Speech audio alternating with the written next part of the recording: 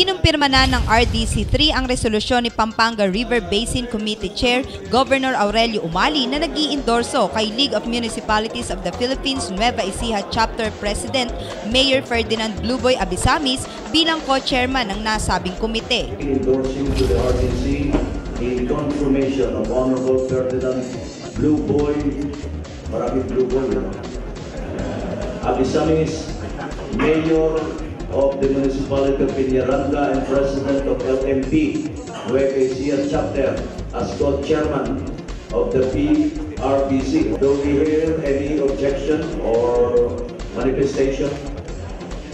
Hearing none, so the omnibus resolutions, the motion is approved. Maraming salamat. Palakpakan nga po natin. Kasabay ng iba pang chairpersons at co-chairpersons ng mga sectoral committee ng RDC3 ay nanumpa na sa kanyang bagong katungkulan si Mayor Blueboy Abisamis sa harap ni Department of Justice Secretary Laila De Lima. Nahirang na co-chairman ni Governor Oye Umali sa PRBC si Mayor Blueboy Abisamis sa pamamagitan ng natanggap nitong unanimous vote mula sa lahat ng miyembro ng naturang komite.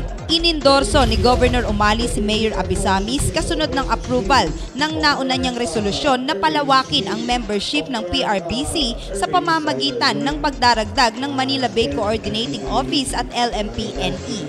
Layunin nito na mapagbuti pa ang kakayahan ng komite sa pagtugon sa mga issue at mapaghusay pa ang paglilingkod nito. Binuo ng RDC3 ang PRBC upang matugunan ang mga kritikal na isyong pangkalikasan na nakaaapekto sa Pampanga River Basin at upang mapakinabangan ang mga likas na yaman nito. Ang PRBC ay ang regional body na pangunahing nagtitiyak ng pagpapatupad ng mga estratehiya sa ilalim ng Integrated Water Resources Management para sa Pampanga River Basin.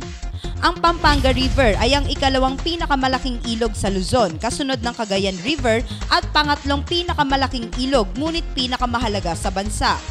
Matatagpuan ito sa Central Luzon na bumabagtas sa mga lalawigan ng Pampanga, Bulacan at Nueva Ecija.